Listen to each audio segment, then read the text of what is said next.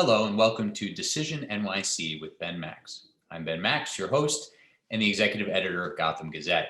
The 2021 New York City election season is well underway, and it's poised to be the most significant municipal election in decades.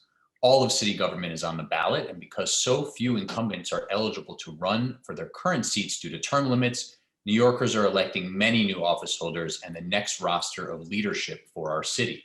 There will be a new mayor of New York City elected here in 2021, as well as a new city controller, several new borough presidents, and many new city council members. And that's not all that's on the ballot. A number of incumbents are eligible for and seeking re-election, including the city's public advocate. And there's a very crowded and competitive race for Manhattan District Attorney and more. Party primaries are set for June, and the general election will culminate on November 2nd. This is the first full set of municipal elections that will include both early voting and the new ranked choice voting system. We'll describe ranked choice voting in another show, but it only applies to party primaries and special elections. The city election cycle would be of enormous importance, even under more usual circumstances, but it's unfolding at a time of great crisis for our city, raising the stakes of the decisions that you, the voter, will make.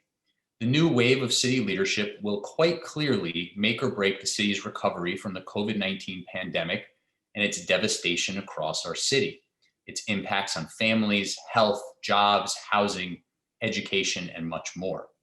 It's also important to note, of course, that the city was facing a number of intense crises even before COVID, and several of those have only worsened. So it's an important time of choosing here in New York City, and we're pleased to bring you this series of interviews with the candidates running for citywide offices, mayor, public advocate, controller, as well as interviews with candidates for borough-wide offices like borough president and district attorney. And eventually there'll be debates. These one-on-one conversations, though, will help you get to know the candidates better, learn about their views, their resumes, and their vision for the future of New York City and the office they seek. We hope this and other interviews will be helpful as you sort through your many choices and make informed decisions when it's time to vote. So today's interview, I'm joined now by Wiley, a Democratic candidate for New York City Mayor. Wiley, thanks so much for being with me.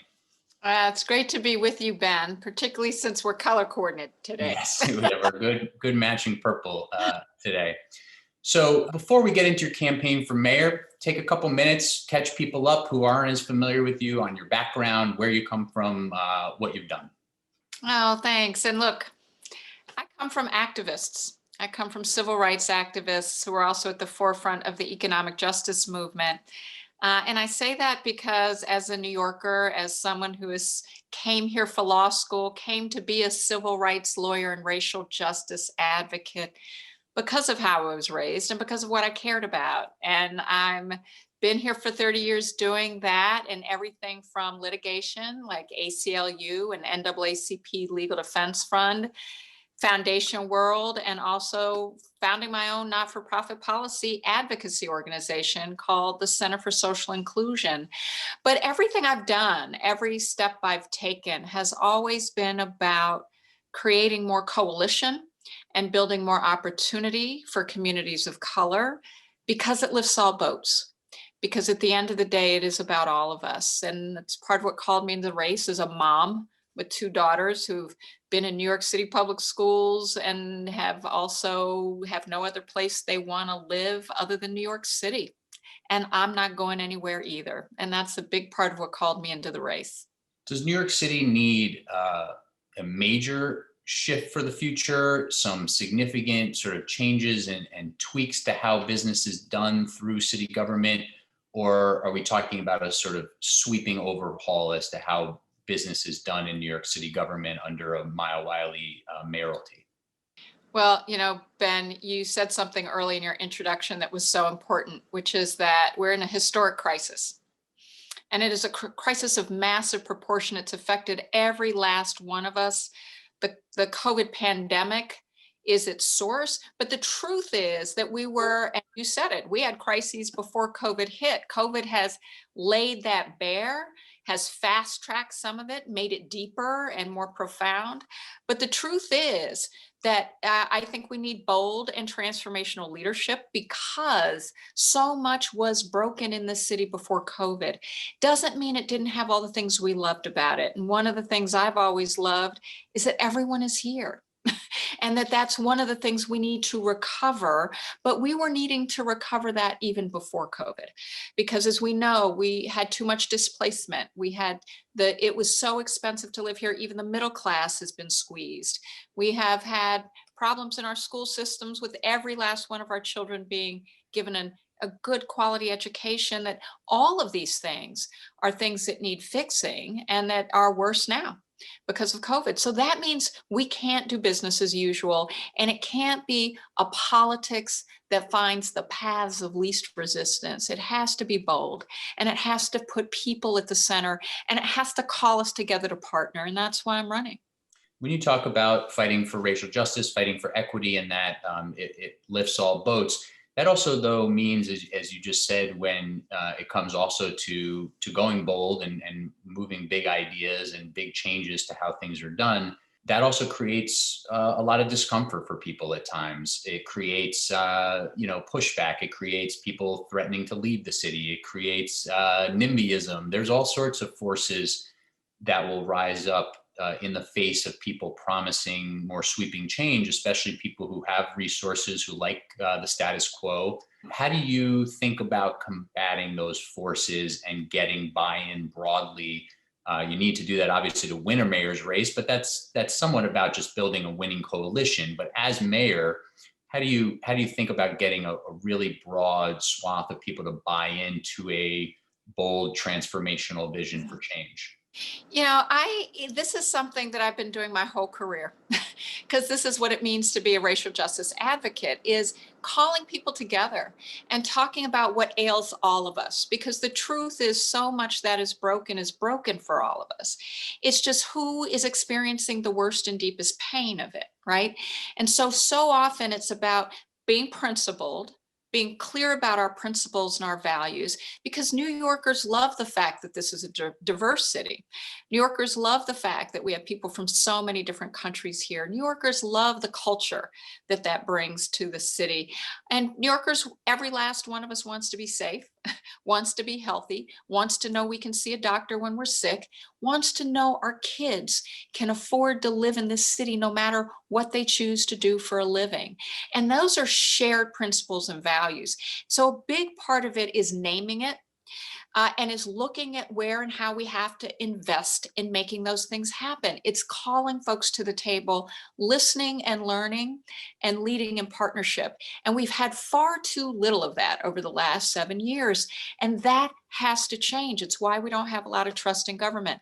But when we do that, and I say this, Ben, as someone who talks to everyone, and including business leaders, and if I say, I think we have to have everyone put what they can on the table. Some of our folks have know-how, have expertise, have ideas. Some of our folks have resources, as well as expertise and ideas. Where we have resources, we need to invest in recovering what we love about the city while we're reimagining it so it continues to work for us and work for all of us. And I find it's a very different conversation when that's the conversation we're having. And that even wealthy people say to me, I'll pay more.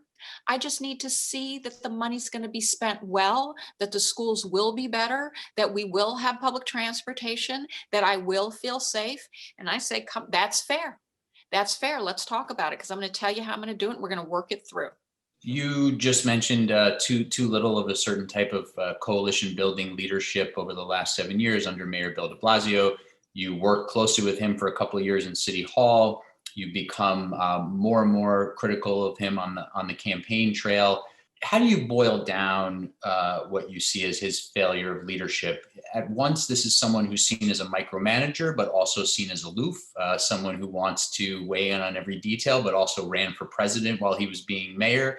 So there's sort of some contradictions there that seem to lead to a lot of bottleneck in City Hall, a lot of challenges with getting things done. How do you diagnose the problem of leadership under Bill de Blasio, and how would your leadership be different? This is such an important question because I'm the only candidate in this race who has sat in senior cabinet in City Hall and knows just how hot it gets up in that kitchen. And like they say, if you can't take the heat, get out. I won't get out by going to Iowa. And I know how hot it can get. I know what it means to sit in there and manage through 50 agencies, including trying to get them to do things differently. It does take a leader that understands and a mayor that understands part of what you're agreeing to do. One is to have the hard conversations. Have them. Don't shy away from them. Don't be afraid of them. Don't be afraid of talking to people and calling them to the table, even when there's going to be disagreement. And then be willing to take the body blows for the right thing. But do it transparently. Do it principally and it with principles. Do it having had the conversations and working through and finding as much common ground as possible.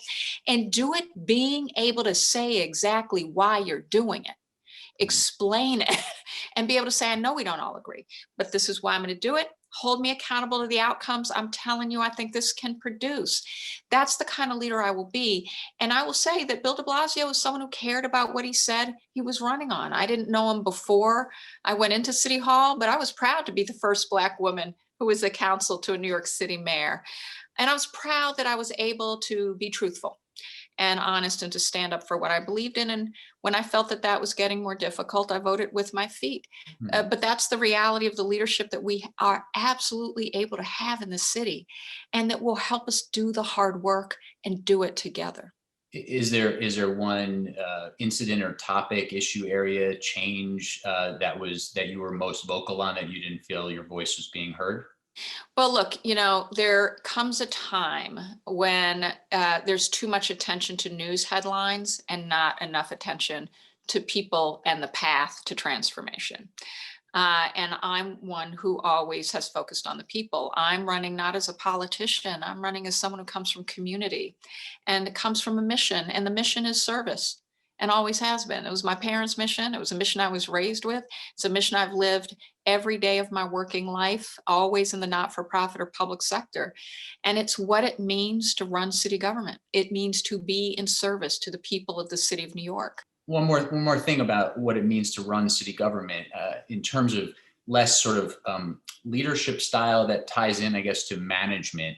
Are you someone who would bring in your deputies and your commissioners, let them obviously run things by you for approval, but sort of let them run with their expertise? Or how would you sort of manage the top level of city government? Because again, I think this gets at one of the challenges with solving problems the city's been facing is the question of how much the current mayor has sort of let the issue area experts and his commissioners actually do things. Yeah, I think you said it beautifully, Ben. Look, what management means from the big chair in City Hall is that you pick really good leaders, experts who know what they're doing and understand the mission, and you set the mission. That's your job because the people elected you for it. And they know and understand the mission. You make sure you move the barriers out of their way so they can get it done. That's part of the job of mayor. And sometimes moving those barriers means you take the body blows. You throw your body in the way so they can do and get done what they need to. And sometimes it means holding them accountable, right? Like we've seen with Commissioner Shea. Police commissioner needed to be held accountable. He wasn't. So sometimes it's also about holding accountable to the mission. And if your leaders go off stray and they're no longer serving the public good, you got to call them back and sometimes hand them the pink slip. But that's what the leadership means. But it means being very clear about the vision and what has to get done and ensuring that you're bringing folks to the table and making sure it's happening, and it's happening with the voice of New Yorkers able to be participating in the conversation and be heard. And so that's the key part of it.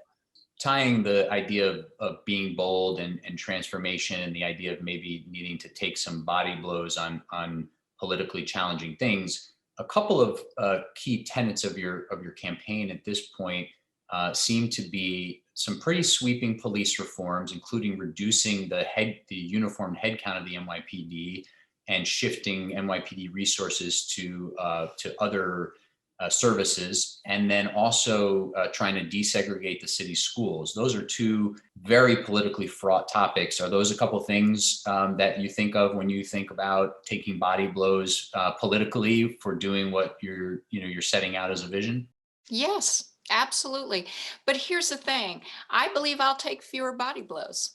Mhm. And the reason is because one of the ways government has to work, it's the way I worked as an advocate, pulling together coalition. It's the way I worked inside City Hall. It's the way I worked in academia as a senior vice president for social justice. It means we listen. You have to give people the opportunity to make sure you know what they're concerned about, make sure you know what their priorities are. I talk about putting the public back in public safety. And what I mean by that is, yeah, we have to right size the police department. It's bloated. It's got the big, it has literally had budget increases year in, year out, even when other agencies were taking a hit, and for things that are not policing functions, right? That doesn't make sense. And if we're going to be effective and efficient government, but what are the priorities of policing? It is important to be able to listen to communities, particularly communities that have high rates of violent crime, to say what they think the priorities are. So they have a voice in saying, and this is what I've heard. I'll give you an example. Maya, we have rising gun violence. No one's treating it as urgent. And I said, okay, so tell me, what's the role of police? What's the priority there? And they said, get the illegal guns out of our community, right? Stop them from coming in. We have the toughest gun control laws of any city in the country. The problem is illegal guns and how they get in. Appropriate role for police.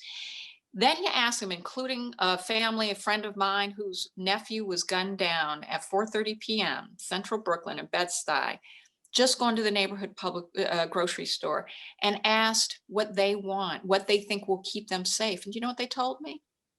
I said, Maya, we need trauma-informed care in our communities. We need more funding for our schools. We need more jobs for our young people. And you know, the research bears them out. If it's easier to get a job than a gun, guess which our young people pick up? The job. And so that's the kind of investment I've heard and listened to. That's why that's my gun violence prevention platform. And yes, there is a role for policing in it. But the more we do that kind of audit and then transform the structure of policing to be appropriate to the function, it will mean downsizing it, because at least 60% of the calls that are coming to the NYPD probably aren't calls that need to go to a police officer with a badge and a gun. And if we are going to be honest with ourselves as a city and demand that government be effective and efficient, the police department has to be on the table too. It doesn't get a pass. What is the main role of police in terms of reducing gun violence? How do you sort of see that key role of uniformed police officers in reducing gun violence? Yeah, well, as I've said, a big part of it is how guns are even coming into the city in the first place. Mhm. That's something we need police focusing on. That's something that's appropriate for police resources, where and how they're being sold in community when they're illegal guns. Those are all appropriate functions. And obviously, if someone is killed, there's a murder investigation. There needs to be a murder investigation. And so much, though, of the resources that have to happen around that prevent it in the first place. As we know, community-based violence interruption, often which are reentry strategies for people who have been incarcerated as well, because they become the most astoundingly impactful violence preventers when they are given the opportunity to work and solve community problems they know intimately. It's extremely effective at preventing the shooting before it even happens. And a lot of what they end up doing, and I've done site visits, not just in New York City, but in Chicago, where the model emerged, is they actually become like social workers. And what they're doing is directing people to what they need. And that could be job training, that could be housing. A lot of times what we're seeing is people who are traumatized, not able to get the mental health services they need, not able to get housing assistance, not able to get some of the things that lead to the violence in the first place. And it is so much more effective and so much safer and creates so much more community to invest smartly our precious dollars and do it in what we should see as our most precious outcome, which is our people's lives. And that's what I would do as mayor. And on the issue of schools, are you basing your candidacy around the idea that you will have an aggressive plan for desegregating the city's very segregated schools? You were co-chair of de Blasio task force on this subject. You and I have talked about this a bit before. You've said you stand by the recommendations from that group, although COVID has thrown a lot of things up in the air, of course, and the mayor has taken some recent steps that he long sort of stalled on this front. But is that one thing that you're saying to voters that will be a top agenda item for you? Yeah, let me say it this way, because I think it's important to understand what we're talking about. We're talking about excellent schools. We're talking about schools that work. And we're talking about schools that deliver what our children need to be really effective citizens. And I don't mean paperwork. I mean members of society in a pluralistic democracy, in a place where we have 800 languages spoken, and in a global economy. And also in the sense of the economy itself, because they're much more able and prepared to be in the job market and be competitive in it if they're learning foreign languages, if they're doing it in dual language learning, if they are in classrooms having their critical thinking skills challenged by people who think differently from them. And that's a lot of what we're talking about, and there's research and evidence behind it. I'm talking about us being a 21st century sophisticated and effective public education system that actually meets the needs of all our kids. And if we start talking about it that way, some of these things we're talking about are things we do. But what was so important about the school diversity advisory group, which was an amazing, and I was thrilled to be a co-chair with Hazel Dukes and Jose Calderon, but I was particularly proud because we had every stakeholder at the table. We had 42 people. We had parents, we had students, sometimes as young as middle school. We had, and a couple of CUNY students, we had educators, we had principals, we had the teachers unions and the principals administrators union. We had everybody, and it was a diverse group, and it was a group that did not agree with each other when we walked in the door. So it's exactly the kind of example of what we do, but we came up with a vision. And the truth is, we came up with a vision that was a 10-year vision. It wasn't an overnight vision.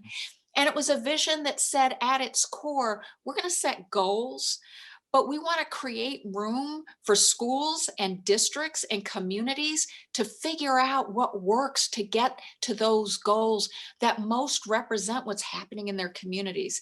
And that the DOE should invest in it. It was not a top-down, we're going to tell you what to do.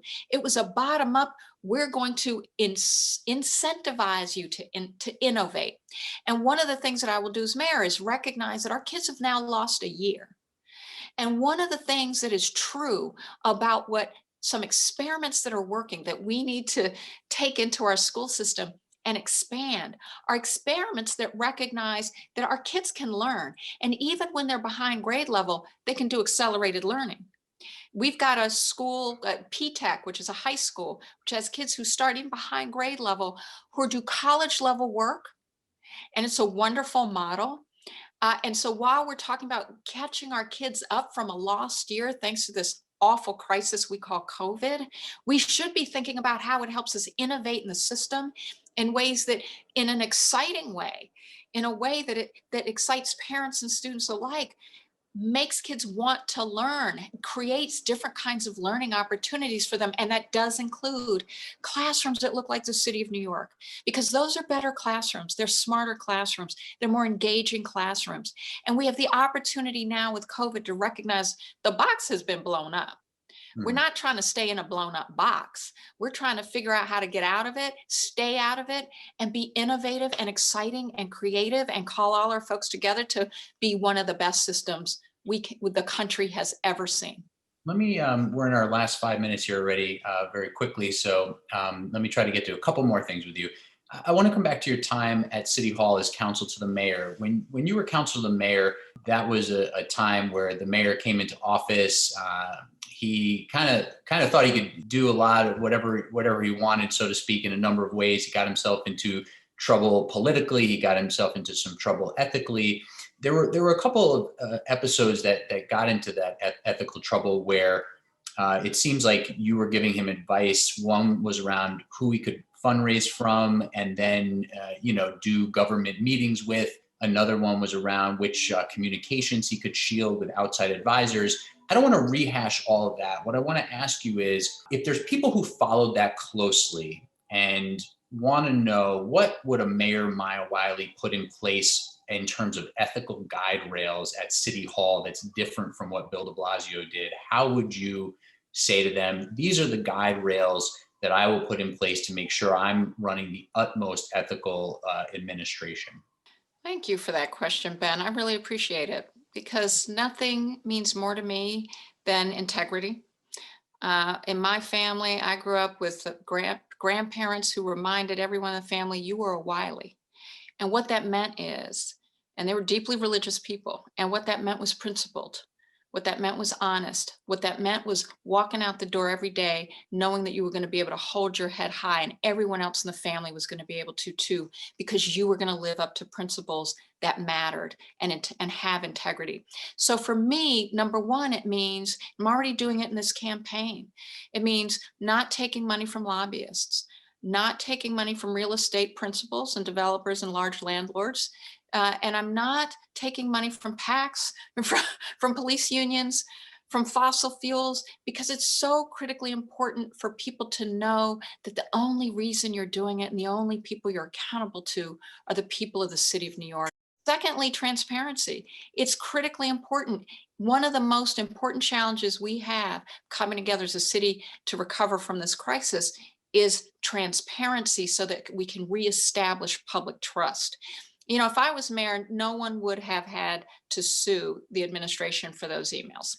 Let me just say that. I would have released them. No journalist should have had to sue them. We're already working very hard as a campaign to make sure folks have my public schedule so that there's no question. I know not every campaign is doing that. We're doing that.